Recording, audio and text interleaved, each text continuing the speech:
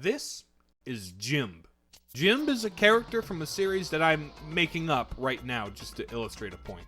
There is something very special about Jimb. Jimb has a gun, but not just any gun. No, Jimb has a special gun for a special boy. Jimb's gun shoots bees. Every time Jimb picks up his gun and pulls the trigger, a stream of bees comes pouring out of the muzzle.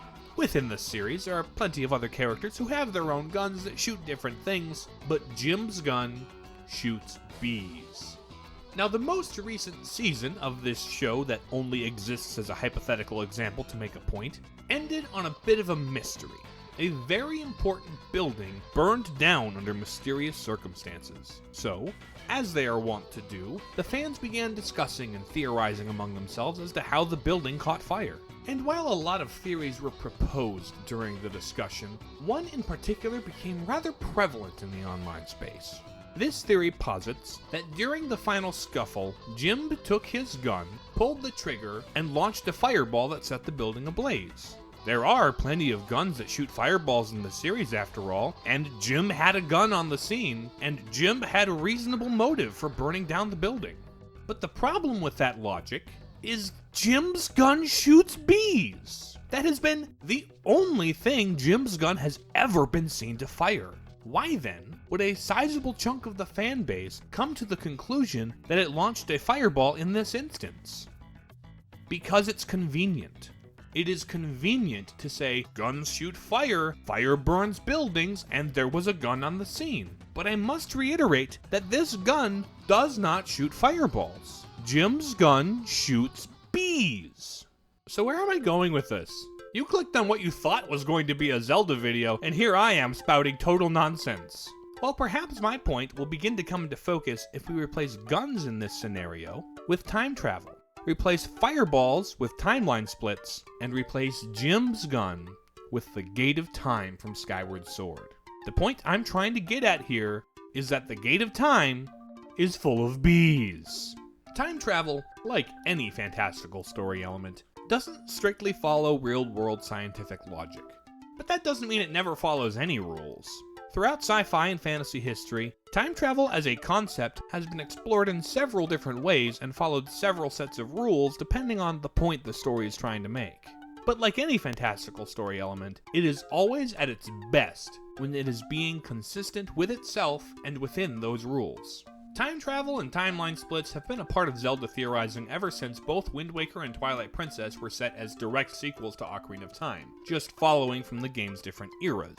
And then Nintendo themselves confirmed publicly that was their canon intention when they published the Hyrule Historia, and then confused people with the addition of a third timeline that splits from Ocarina of Time where Link dies. But since then, and especially since the purposefully unclear timeline placements of Breath of the Wild and Tears of the Kingdom, from my perspective, fans seem to have gotten a bit trigger-happy when proposing new timeline explanations, using any instance of time travel they can find to validate the introduction of a newly split branch that conveniently explains all the inconsistencies they take issue with. But not all time travel is created equal. Throughout pop culture, time travel has taken on many forms. And even within the Zelda series, there isn't one monolithic method of time travel that follows the exact same sets of rules from game to game. Each game handles time travel and its consequences a little differently. So, if we're to claim that an instance of time travel causes a split in the timeline, it should only be fair to compare that instance with every other instance of time travel in the same game that uses the same instrument of travel to see if such a split is internally consistent with the logic the rest of the game follows. And, as everything up to this point has implied, I take particular issue with the increasing popularity of the notion that the events of Skyward Sword somehow caused a split in the timeline that leads to, well, whatever inconsistency you want to try to fix. The Downfall timeline, Breath and Tears, the Four Sword games, the CDI games, Ripened Tingle's Balloon Trip of Love. Whatever it is, I've seen a Skyward Sword split used as a cure-all to whatever lore aches you may have. And I just do not see how that's possible. So here's the plan. I'm going to talk about all the Zelda games that feature time travel, break down the apparent effects their various methods of time travel have on the timeline, and conclude with an in-depth analysis of the time travel in Skyward Sword to see what rules it follows, to determine once and for all whether or not any of the time travel done in that game could cause a split like we see in Ocarina of Time. Also, real quick, since time travel is critical to the stories of many of these games, there will be fairly major spoilers for Ocarina of Time, Majora's Mask, Oracle of Ages, Skyward Sword, Hyrule Warriors Age of Calamity, and Tears of the Kingdom, as well as a few minor spoilers for a handful of other games. And even the fact that time travel occurs at all could be considered a spoiler for a couple of these games, so sorry about that. But good news is, every single Zelda game that prominently features time travel is actually available to play right now on the Nintendo Switch in some form, which is actually an insane coincidence. So if you want to be up to date for this video, all you'll need is a Nintendo Switch, 2, maybe 3 full-price games, and a subscription to the NSO Plus expansion. Happy Zelding! As for those of you who already are up to date or just don't care, let's get down to business. And why don't we start this discussion of time travel and timeline splits with the Zelda game that's arguably most famous for its time travel, and is thus far the only instance of a timeline split that Nintendo has 100% officially confirmed, which, of course, is Ocarina of Time. When people think of the time travel in Ocarina of Time, usually the first thing to come to mind is the parts of the game where Link puts the Master Sword in and out of the pedestal of time to travel back and forth 7 years. But this is, in fact, not the instance of time travel that causes the canonical timeline split. This time travel is actually entirely unrelated to that. Instead, the split actually occurs at the very end of the game, when Zelda uses the Ocarina of Time to send Link back to his childhood. She plays the ocarina, weirdly enough, playing Zelda's lullaby and not the Song of Time, and then Link disappears from their time, being rewound to a point in his life before he even met Zelda, and lives out the rest of his life from that point with all the memories from his adventure, while adult Zelda and crew continue in their branch. And in that moment, the timeline splits. Sure, Link goes on to warn Zelda about Ganondorf and has him arrested for treason and stuff, setting their timeline on a different course, but the split exists from the exact moment Link lands in the past, holding the Triforce of Courage in his hand, forcing the Triforce of the past to correct for this anachronism by splitting up and giving the other two parts to Ganondorf and Zelda, as seen in Twilight Princess. The split occurs the second he disappears from the adult timeline, causing its Triforce to shatter instead of leave the timeline altogether when Link did, so you can thank Ocarina Zelda for the fetch quest at the end of Wind Waker that everybody except me seems to hate. Independent of any of the actions he took after arriving in the past, the mere act of sending Link back in time in that manner seems to be why the split occurred. And the method for that time travel was Zelda playing the Ocarina of Time to send Link back in time. While Zelda specifically states that she can send Link back to his original time because she's a sage, that actually isn't the only game where Link travels through time by playing the Ocarina of Time. What about Majora's Mask? If we look at what happens in that game, Link plays the Ocarina of Time, and he is rewound to an earlier point in time where he can take different actions based on his knowledge from the future. He even keeps key magical items with him, kind of like how he took the Triforce of Courage with him to the child timeline. It's almost exactly what happens at the end of Ocarina of Time. Since the exact same instrument of time travel is used in both instances, and Link's experience of the time travel seems to behave in the same way, does that mean it has the exact same effect on the timeline? Are there a potentially infinite number of timeline splits where Termina is left destroyed by the moon because of the number of times Link has had to rewind time throughout the game? I don't think so. There is actually one key difference between the time travel at the end of Ocarina and the time travel throughout Majora's Mask, aside from the weird difference in what song is played, which just seems like an odd oversight. In Ocarina, Zelda uses the magic instrument to send Link back in time, and in Majora, Link uses the magic instrument to send himself back in time. And more importantly, the Ocarina of Time itself is sent back in time with Link, where, in the future present of Ocarina of Time's ending, it stays behind with Zelda in the adult timeline. This may seem like a small distinction, but it could very well be that having the Ocarina of Time travel through time with you is the key to keeping the timeline intact, where instead of breaking and branching, time is instead neatly rewound to play out again. So sure, I'd accept arguments that perhaps there's an indefinite number of timelines that exist where a monkey gets boiled alive, but I also think it kind of goes against the whole core themes of Majora's Mask to suppose that. Again, it technically could function in a timeline splitting manner, but the fact that the Ocarina travels with Link could also change the effect of the time travel in a way that I'd argue aligns better with the whole message of hope and healing the story was ultimately going for in the end. But based on the ending of Ocarina of Time, we know that what totally would cause more timeline splits is if someone ever used the Ocarina of Time to send someone or something other than themselves back through time. Hold on, that might actually kind of happen. Throughout Ocarina of Time, there are these blocks that can only be moved by playing the Song of Time on the Ocarina of Time. So is Link moving these blocks by sending them back in time? And if he is, would that also split the timeline? Think about it. Link plays the song that causes him to time travel in Majora's Mask on the same instrument that causes all of the time travel in Majora's Mask, as well as causes the timeline split at the end of this game, and something other than himself disappears in a flash of blue light without taking the Ocarina of Time with it. Pretty much exactly like what happens to Link at the end of Ocarina of Time. Granted, in some cases the block is moved, or swapped, or simply appears, but in all but one of the 4 times it is mandatory for progression, the blocks simply disappear, as if ceasing to exist in this timeline. You know, like Link does in the very instance that spawns the adult and child timelines. So when he does this, does Link create a third timeline? Specifically, does Link himself create the downfall timeline? Does he cause the doom of his own parallel self? And there are several of these time blocks in Ocarina of Time. A total of 4 are strictly required to move for progression, with several more being optionally helpful. Could it be that he spawns multiple parallel downfall timelines? Could that be why Oracle of Ages and Seasons can happen in either order and both options are simultaneously canon? Did Link make Ganon win? Does Link kill Link? Is it all Link's fault? While this does make for a good MatPat style thumbnail, I'm not going to take a definitive stance on this hypothesis at this time. There's still a lot to consider about how do the blocks actually work. Is time travel actually involved? Or is it not? Despite using the exact same instrument Zelda does at the end and that Link uses throughout Majora's Mask, using the same song Link uses in Majora's Mask, and having a very similar visual effect to all the time travel in Ocarina of Time. But there are cases where rather than making the block disappear, Link instead causes one to appear. Could he be calling them from the past? From the future? From another timeline? Again, is this time travel at all? I just thought it would be some interesting food for thought, based entirely on observing how we see the Ocarina of Time used in the only canonically recognized instance of timeline-splitting time travel in the series. Well, sort of. This is Hyrule Warriors Age of Calamity, and it's considered canon?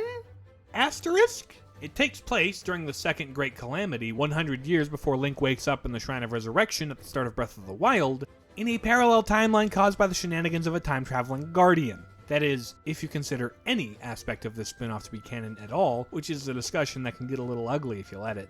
But what I find interesting is that once again, it is less what the Guardian does back in time that causes the split, and more the fact that it traveled through time at all. Its very presence in the past, independent of its actions in the past, is the sole catalyst for all the changes in this version of events. That's not the only instance of time travel in this game, as in order to save the champions from their fate in Breath of the Wild, Sidon, Riju, Yonobo, and I'm pretty sure it's everybody, arrive from the future to save their predecessors and add more playable characters to the roster. But since these characters are from a timeline where the champions are dead, I think this would more accurately be characterized as interdimensional travel between timelines. But now, circling back to Ocarina of Time, if all the time travel escapades involving the Master Sword played no part in the game's infamous timeline split, then what rules does that method of time travel follow?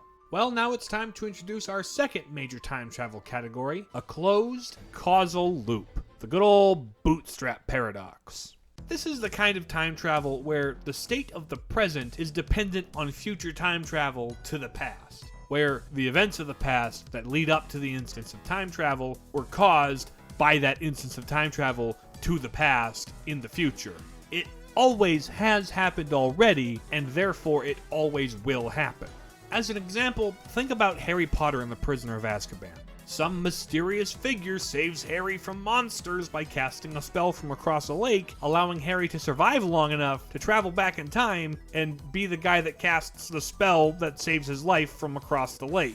This kind of causal loop is clearly present in the Master Sword time travel from Ocarina of Time. This is most famously seen in the Song of Storms quest. The first time you talk to the Windmill Man as an adult, he talks about how some kid played the Song of Storms 7 years ago, which drained the well and messed up the windmill. And he's so mad about it, even 7 years later, that he teaches you the exact song the kid played that ruined his life. Kind of an odd response to that trauma, but then again, he is kind of an odd fellow. Anyway, now armed with this new information that Link could never have had before, he travels back in time, plays the Song of Storms in the windmill hut, which drains the well and messes up the windmill in the exact traumatic event the Windmill Man described to Link in the future. This event, which is critical to the progression into 2 of the game's mandatory dungeons, is very clearly a causal loop. The only other strictly necessary instance of time travel occurs in the Spirit Temple. In order to move a block that is blocking Link's path, he needs the Silver Gauntlets. But the path to the Silver Gauntlets is too small for an adult to fit into.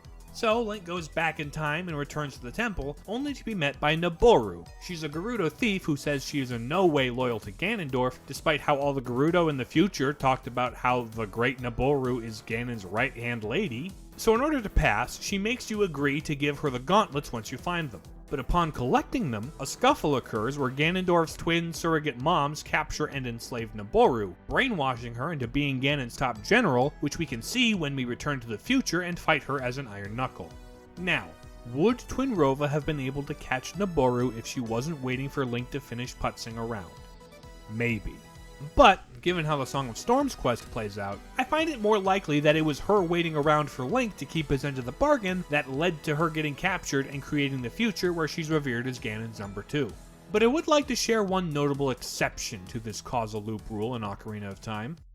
There's an ongoing side quest? Collectible? Where as young Link, you can buy magic beans from the Bean Boy and find patches of soft soil to plant them in. Then, after traveling to the future, adult Link can hitch a ride in the magic floating bean sprouts to collect goodies. But, if this were to abide by the causal loop logic, then if at any point young Link planted these beans in the soft soil, then every sprout in the future should already have been grown the first time adult Link shows up to a place. And yet, we see the bean sprouts only ever appear in the future if Link has planted them in the past. A meticulous player could avoid this contradiction by planting every single bean sprout before drawing the Master Sword for the first time, except they couldn't because there's a patch of soft soil inside Death Mountain's crater and outside the Spirit Temple, both of which young Link can't get to without knowing the warping songs, which Link cannot learn until he's an adult. Given how the bean sprouts are an optional side thing that has no bearing on the main plot, I'm willing to turn a blind eye to them and only focus on the mandatory plot-critical instances of time travel when defining the rules the Master Sword and Pedestal of Time follow. But it does bear mentioning as an odd exception. I mean, they're rare magic beans, so maybe they have their own brand of time travel magic? I don't know. Either way, it's an oddity to bear in mind. Another major instance of causal loop time travel occurs in Tears of the Kingdom, and it actually kinda happens twice. Once, when Zelda accidentally activates a secret stone after Ganoncorpse wakes up and yells at her, and a second time when Link sends the broken sword back in time for Zelda to fix with her light magic powers for a couple billion years. We know this is a causal loop because during the opening sequence, the dehydrated Ganondorf recognizes Zelda and has heard about the Master Sword and Link from King Rauru. This is right before any of the time travel in this game takes place. So at this stage, the only way Ganon would have this information is if Zelda had already existed in the past to meet him and tell Rauru about Link and the sword. This present incident is entirely dependent on Zelda's future time travel to the distant past. There's other evidence of Zelda's presence in the past throughout the game, but you see all of that after her initial time travel, so an argument could be made that those only came into existence after and because of her time travel. But this encounter with Ganondorf proves that is not the case. It's a causal loop. She always had existed in the past because she always will have time traveled back to the past. Safe to say it's the exact same thing when Link sends the Master Sword back in time. The only reason Zelda turned into an immortal dragon was to constantly bathe the Master Sword in sacred light for like a bazillion years, which means Link was always going to send the broken sword back in time so the light dragon could have it good as new for him when he needs it. So this means, during the events of Breath of the Wild, the entire time there's a second Zelda in dragon form and a second Master Sword recovering from its future wounds. Both exist high above the skies of Hyrule, waiting for the upheaval to happen. And that just kind of makes the canonicity of Age of Calamity even more dubious. Like, this branch occurs in the middle of a loop, and its Zelda isn't in a position to go complete the loop. But I guess you only need one Zelda to go back to their shared origin to perpetuate the loop. Does this mean we also have a Dragon Zelda and second Master Sword that will continue to exist alongside the AOC Zelda and Sword because of both the loop and the parallel split from the middle of the loop? Maybe we could get a third Hyrule Warriors that addresses those consequences, called like Age of Upheaval or something. Or do we just consider Age of Calamity non-canon? No, but Terrako is too helpful as a clear second example of how timeline splits work in the series. Well, I'm only going to use it as secondary supporting evidence anyway. I'll just add like an asterisk or something if I ever bring it up again. A thing I do find interesting though is that the Master Sword is involved in thus far both instances of causal loop time travel. Perhaps it's like a property inherent to the time-related magic of the Master Sword, or maybe it's just a happy coincidence. Either way, this ends our segment on causal loops. We do still have a few more things to get out of the way before we talk about Skyward Sword though, and one of them is our final set of time travel rules. Oracle of Ages heavily features this final type of time travel, and it's a kind of time travel that has the least regard for consequences compared to the others mentioned here. This game operates under what I'm going to call a self-correcting single timeline. Or perhaps we could call it McFly time travel if you would prefer to name it after the main character from Back to the Future, because this is the exact kind of time travel we see in Back to the Future. In this movie, Marty McFly finds himself in the 1950s when his parents were teenagers, and through his interactions with them, his parents get into a situation that could lead to them breaking up for good, which causes Marty to begin to disappear, until they make up and he begins to rematerialize. And then, over the course of the movie, because of Marty's interaction with his parents, they both become better, more confident, more successful people, to the point where when he comes back to the future, like it says in the title, it's a different future that has all the benefits of his parents being more successful people. When Marty went back in time, he made changes, and upon returning to the present, the timeline has corrected for the changes that he made. Even if he doesn't recognize the world that he came back to, this is in fact the same timeline that Marty left at the beginning of the movie. It's sort of like a new timeline, but instead of splitting, it collapses back in on itself and overwrites the previous timeline. There isn't a new timeline version of Marty that he has to kill and assume the role of like it's Rick and Morty. Back to the Future has one single timeline that automatically corrects itself down the line based on changes made to the past. Swinging back around to Zelda, we can look at Oracle of Ages and see the McFly time travel on full display here. The game's whole gimmick is environmental puzzles that require Link to go back in time, make a small change to the past, and then go back to the future to progress in a present that has corrected for the changes made to the past. This ranges from relatively small things like where a vine is planted to rather big things like the direction a whole river flows. The game even brings up the self-corrective consequences of the grandfather paradox when a character travels back in time to try and stop the villain who is currently possessing his direct ancestor. But more than anything, this particular style of time travel is used here because it's such a natural and intuitive puzzle mechanic. Making changes over here to cause changes over there, it's just classic Zelda puzzle design. So it needs to be consistent in that for the puzzles to be intuitively solvable. Except, in the whole entire game, there's exactly one instance where the time travel does not behave in a self-correcting manner. As part of the pre-dungeon quest for Dungeon 6, the Mermaid Cave, in the present time, there is a hungry Goron you need to give food to.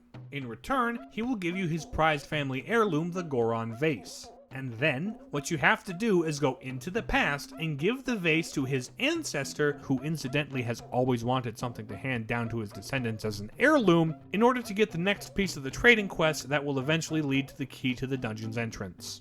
What we have here is a causal loop. Randomly, in the middle of a game whose core mechanics are built on a self-correcting single timeline, a wild bootstrap paradox appears. It's kinda like the reverse of the magic bean sprout scenario, where those are clear examples of McFly correction, while everything else in Ocarina of Time is a causal loop. Except here, the Goron Vase is not optional. It's part of a progression-critical trading quest. This cannot be avoided or downplayed to the same degree the magic beans can.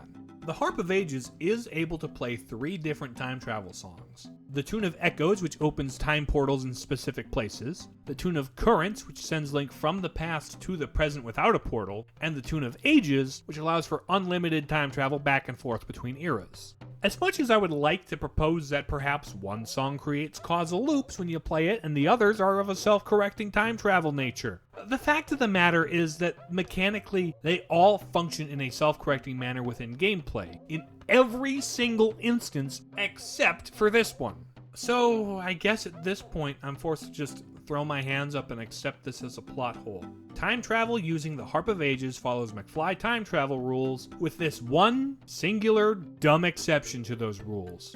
But weirdly enough, it's an exception equal and opposite to one that we've seen before. Let's put a pin in that. There's one more alleged instance of time travel that I'm not exactly convinced even is time travel, despite the official sources that say it is. In Twilight Princess, when you walk through this door in the ruins of the Temple of Time, you end up in an intact version of the temple. Even though the Hyrule Encyclopedia marks this as traveling to a past version of the Temple of Time, I'm not convinced. I've always read this as walking into the Sacred Realm, like it's the parallel counterpart to the Temple of Time that didn't decay because it was in the Sacred Realm. Sort of like this is actually the Temple of Light that Rauru was the sage of, and was going to be a dungeon in Ocarina of Time, but it got cut for time, budget, and cartridge space reasons. If it is the past, then the Master Sword should still be right there in its pedestal, which it isn't. And remember, this is the child timeline.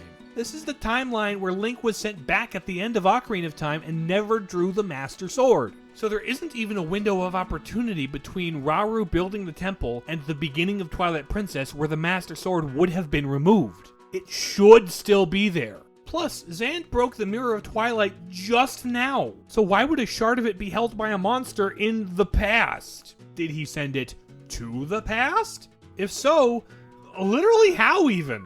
Link had to use the Master Sword to go through that door. Kind of like how the original purpose of the Master Sword in the Temple of Time was to seal the door on the Sacred Realm, I'm just saying. But Zant doesn't have access to the Master Sword, obviously, or any other method of time travel for that matter. Most other forms of time magic in the series have been explicitly tied to the good goddesses Hylia and Nehru, and the ones that weren't, or are unclear in their origins, at least are clearly the work of those that honor and closely follow those deities. Dark bad guy magic has never been used to time travel. The closest we get is dark mages using dark magic to hijack non-evil magic means of time travel. We have, however, seen dark magic used to breach the barrier between dimensions in past entries. Several times, in fact. So if Zant and Ganon wanted to hide a mirror piece in the Sacred Realm, I'd believe that more than sending it back through time. But even if it is an instance of time travel, I see no discernible effect on the timeline. It would likely be a bootstrap loop, actually, like most of the other Master Sword-centric time travel we've seen thus far. I mean, the Temple of Time's dungeon item is a lost relic Uku has been searching for the entire game. It could be that the reason the Dominion Rod became a lost relic prophesied to be held by the Messenger of the Gods in the first place was because the Messenger of the Gods had already taken it from the distant past. But that's if this is time travel, which I'm kind of convinced otherwise. Just one final detour before we dive into Skyward Sword, because I have a feeling these are topics that would get brought up in the comments despite not technically being time travel, just because they're still time adjacent, I suppose. The rewind ability from Tears of the Kingdom causes an object to revert to its state and place at an earlier point in time. This reads less to me as moving an object through time, and more moving time through an object, if that makes sense. The object isn't being sent through time to the temporal past, it is being sent through space to a state it held in the past. Stasis from Breath of the Wild also seems to follow this principle, except pausing time for an object instead of rewinding it. They're probably related given how they both have yellow effects and the two games are directly linked. Maybe Stasis was the Sheikah's attempt to recreate Sonia's time powers artificially. Speaking of pausing time, in Wind Waker, the first time Link visits Hyrule Castle underwater, it seems to be frozen in time, held in place by the Master Sword, and under a grayscale effect that kinda reminds me of what happens when you're rewinding things in Tears of the Kingdom. And once the sword is drawn, the castle comes back to life. Again, clearly not proper time travel, but this pedestal under Hyrule Castle, which is not the pedestal of time from the Temple of Time and Ocarina of Time, by the way, nor does it seem to have been built for the same function, as the pedestal of time was the seal on the Sacred Realm, and this one's a glorified pause button on the castle. Just wanted to make that perfectly clear. It does still seem to be using the time magic of the Master Sword to hold the castle in suspension. Kind of like a different application of stasis, which could be related to rewind, which is a part of Zelda and Sonia's goddess powers, which would make sense because of the fact that Hylia originally made the Master Sword, and with that transition it's finally time to analyze the time travel present in Skyward Sword, of which there are two varieties, the Gates of Time and Timeshift Stones. And because I think it would be helpful to explain them first, and a little funny to keep drawing this out, let's start by examining Timeshift Stones. Link smacks a Timeshift Stone, and it opens a portal into the past, like a time bubble you can reach into and manipulate things in. And once the stone is struck again, the rift collapses and the changes to the past are applied to the present. A perfect example of a self-correcting single timeline. It's applied as a similar puzzle-solving mechanic as Oracle of Ages after all. Although, bear in mind that is only how Timeshift Stones are shown to work in either a raw or rough cut form. It's a fairly common theory, hinted at by official materials, that Timeshift Stones may have been used in the creation of one, many, or all of the established tools of time travel. But that doesn't mean they would all share the exact properties of Timeshift Stones in their raw form. Like any material, the Timeshift Stones would have to undergo some processing and shaping through physical, and likely in this case also magical, means in order to be made into usable tools, which would likely highlight different attributes of the base element or introduce new ones altogether depending on how they're designed. Think about it like this. You could take a lump of metal and use that exact same chunk of material to make a knife, or a hammer, or a magnet, and despite being made of the same base element, they all express different properties of that element based on how they were made. So, although Timeshift Stones may be present in any or all of the above time travel items, it probably behaves differently when forged into a sword hilt versus being carved into a flute and having a magic song played through it, versus being strung into a harp and having different magical songs played on it, versus being built into a giant gear-shaped gateway. But now the question finally is, regardless of what it was made of, how does the time travel through the Gate of Time affect the timeline? There are exactly 3 important instances of time travel using the Gate of Time in this game, so let's look at them one by one in the order that they happen in the game. The first instance of time travel happens when Zelda and Impa are fleeing from Girahim. Link shows up, fights him off, allowing Zelda and Impa to escape through the Gates of Time in the Lanayru Temple of Time, no relation to any other temples of time. And to cover their escape, Impa destroys the gate behind them. Remember that, it'll be important later. Later, Link awakens a second Gate of Time found in the Sealed Temple, which does have a relation to other temples of time by the way, and goes to visit the past to witness Zelda sealing herself away so she can help keep the seal on this goofy, big bad pimple-toed avocado dinosaur Muppet goober intact. This instance of time travel is very clearly a causal loop. From the very earliest parts of the game, we can see Zelda's crystal behind these big double doors in the Sealed Temple. This shows that Zelda's time travel to the past was always going to happen because it already happened. So that must mean that's how the Gates of Time work, right? Pretty open and shut case. While the next instance would suggest otherwise. Later in the game, there's a dead dragon in the Lanayru Desert who needs to be alive to teach Link a song. Through using a Timeshift Stone, we can see that he was once very sick. What he needs to get better is the magic fruit of the Tree of Life, whose only seedling is currently struggling to grow in the Lanayru Wastes. So, Link takes the seedling to the Sealed Temple to plant it, and instead of waiting a million years to harvest it, he instead uses the Gate of Time to take the sapling back in time, plant it in the past, then travel to the present to harvest the fruit from the now grown tree, to take the fruit from the present to the past to heal the Thunder Dragon via Timeshift Stone. This right here is a textbook example of McFly's self-correcting single timeline. This alcove right here was empty until Link did the time travel to plant the tree there. Groose over here even comments on how nice the soil is. Wouldn't it be nice if there was a tree here? Man, this would be the perfect place to plant a tree. And then when you plant it, Groose speaks as though there's always been a tree there. Look at this nice tree that's always been here. Isn't it nice? Oh yeah, that's a nice tree. You could suggest that this is a timeline split, and now there's a new timeline where Link can't use the Triforce to stop Demise because the Thunder Dragon stayed dead. But if this is a new timeline that split in the distant past, then it should have its own Link, right? So, where is he? That Link would have no reason to travel back in time because the healing fruit is readily available to him. So he should still be around here somewhere, right? He might have even made it to the Triforce by now, so what's up? The only answer is that this timeline is the exact same one Link left to plant the tree in the past, thus making this instance of time travel a self-corrected single timeline. But why then did it instead create a causal loop when Zelda time traveled using this exact method? Well, I have 3 possible explanations. The first and least likely is that it's Zelda. She's got, like, time goddess powers and stuff. Maybe it became a loop because she's a special magical lady. She does a time travel in Tears of the Kingdom, and that's a causal loop. But she also does a time travel in Ocarina of Time, and that very isn't a loop. But she also does that time travel to somebody else. Any way you slice it, I think it's a lame explanation. But still something worth noting, I guess. The next distinct difference between the tree incident and the crystal incident is that Impa destroyed the portal behind them. Where Link had an open doorway on both sides to go back and forth through, Zelda and Impa permanently blocked their means of returning to the present. And perhaps it's that action that locked their actions in the past into the timeline as a causal loop. The final difference is the fact that Zelda stayed behind in the past instead of going back to the future.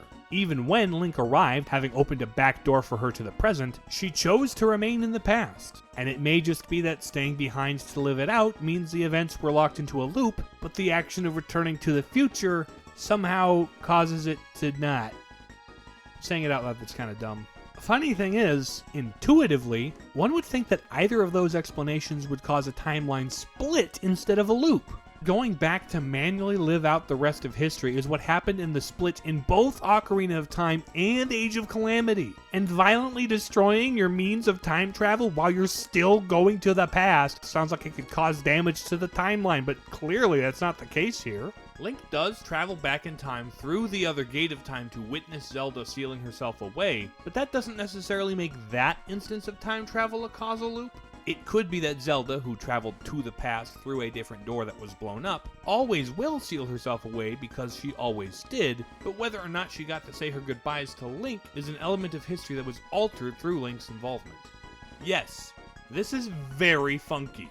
Skyward Sword is clearly playing it pretty fast and loose with the use of time travel, more so than any previous Zelda game. But the funny thing is, the way that it's inconsistent here is exactly the same kind of inconsistencies found in both Ages and Ocarina. All 3 have instances of causal loops and single timeline self-correction coexisting through use of the same means of time travel. It is also noteworthy that both kinds of time travel exhibited here are ones that do not result in timeline splits. Whether it's causal loop or a correction, both kinds of time travel exhibited by the gates of time thus far result in one continuous, unbroken, kinda funky and paradoxical timeline. Now we come to the final boss of time travel in Skyward Sword, that being the time travel to the final boss in Skyward Sword. And despite using the Gate of Time again, which has thus far only been shown to use time travel that keeps one single timeline intact, as conflicting as those instances may be, this is somehow the instance of time travel that people point to as potentially splitting the timeline. So after Link acquires the Triforce and wishes for the defeat of the imprisoned, the Goddess Island and Skyloft comes crashing down to destroy the avocado so that Link doesn't have to fight the thing for a 4th freaking time. Now with her job finished, Zelda wakes up from her amber nap and all is well with the world. Until Girahim shows up to yoink Zelda and skedaddle to the past where the Demon King is still alive but sealed away, and then he tries to use Zelda as a sacrifice to revive the Demon King Demise. It's worth noting that according to Impa, the Zelda who Jurassic Park mosquitoed herself behind the big doors is still there while this is going down. Then Link goes and Hyrule Warriors his way through a bunch of bokoblins, beats Girahim, defeats Demise, who has his whole cycle of hatred, speech, curse thing that people keep debating the meanings and translations of. Then what remains of Demise is sealed inside the Master Sword. Then, after a heartfelt goodbye with Fi that comes out of nowhere as the emotional payoff to a setup that does not exist, so this cutscene cannot make me cry despite how hard I can tell it's really trying to, because the game simply has done nothing to make me actually care about Fi as a character, but instead has actively worked against her to make her kind of obnoxious, so this moment doesn't actually land because I'm actually kind of glad to see her go. Link places the Master Sword in a pedestal that has just now materialized in the Temple of Hylia in the past, in the room where Zelda sealed herself away, except she's not there anymore somehow, which is really weird. Zelda then gives Impa a bracelet in the past, and then Link, Zelda, and Groose, who showed up randomly to be the best thinking character in the game some more, all go back to the future, where the Master Sword is now in a pedestal in the sealed temple, as though it's been there the whole time, even though it was not before, and Old Woman Impa is wearing the bracelet Zelda gave her in the past just now, but that she's also been wearing since the start of the game. There's a lot going on here, so let's break it down. Between the goddess statue that came down to crush Demise still being there even though Demise was defeated in the past, and Zelda's dad clearly greeting his daughter as though she has been missing and he's been worried, the world our time travelers come back to is clearly the same timeline they left. But despite that, the Master Sword is still in the pedestal it was placed in the past, as though it has always been there with Demise's remains sealed inside it. But if that's the case, there would have been no reason to bring down the goddess statue, or even for Link, Zelda, and Groose to have left Skyloft in the first place. And to top all of it off, we have one final bootstrap paradox with Zelda's bracelet to confirm that the old woman in the sealed temple is in fact Impa, and always has been. And then she Master Oogways away. My time has come. This little bit of time travel right here is a freaking mess, and it's the most inconsiderate of consequences that the Zelda series has ever been. They are clearly playing with some contradictory and mixed rules because Skyward Sword wants to have its cake and eat it too, even though the cake itself is only half-baked in the first place. But if we look at this moment the way the story clearly wants us to, consider the kind of time travel present throughout the game up until this point using the Gate of Time, and don't impose our own arbitrary time travel rules that we made up just now to prove ourselves right because we desperately need a timeline split to happen here to explain our headcanon. It is pretty clear this is not a timeline splitting incident. It is abundantly clear that the timeline that Link and company returned to has to be the same timeline they left, just now with the changes to the past sloppily tacked onto it. This is an instance of a self-correcting single timeline. This has all the earmarks of McFly time travel, right down to the writers not caring enough to spend any time putting any thought into any of the consequences. There is also that one random instance of a causal loop in the middle when it's clear that none of the other changes made in the past in this instance of time travel could have applied at the beginning of the game. And therefore, Zelda could not have always given Impa the bracelet in this way. This is a dumb writing oversight. But causal loops are the only other way we've seen the Gate of Time work, and it's consistent with previous entries in the series that have had these two timeline effects coexist due to dumb writing oversights. Every timeline split apologist will emphasize that killing Demise in the past was a super disruptive action that is impossible to reconcile with the events that needed to happen to lead up to that instance of time travel. And yeah, that's the messy nature of McFly time travel. The timeline doesn't care that you needed to be born in order to travel back in time in order to make your teenage mom want to go all Oedipus on you, causing her to almost not get together with your dad, causing you to begin to disappear while playing Earth Angel on guitar. The timeline doesn't care that a river needed to be flowing to the west in order for Link to get to the time portal that lets him go back in time to kick a rock over that redirects the river to the east. All the timeline cares about is that the rock is in a position that blocks flow to the west, so now the river must have always been flowing to the east. The timeline does not care that the Tree of Life needed to be not planted at the sealed temple to motivate Link to go back in time and plant it in the sealed temple so he could go back to the future and harvest its fruit in the present. All the timeline cares about is that now that it's planted in the past, it's like it's always been there.